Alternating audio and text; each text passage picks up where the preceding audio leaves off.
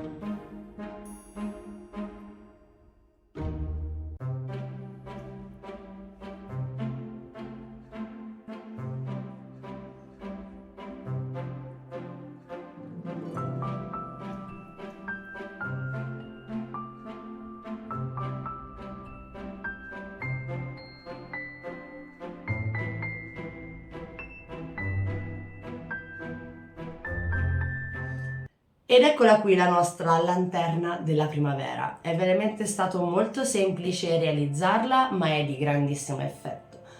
Vi ricordo e vi raccomando di nuovo che io ho utilizzato le tea light normali per mostrarvela accesa, ma voi utilizzate delle tea light o delle luci a batteria, perché sono molto meno rischiose, visto che comunque la creazione è fatta con legno e scotch e rischiate che prenda fuoco o si sciolga la plastica.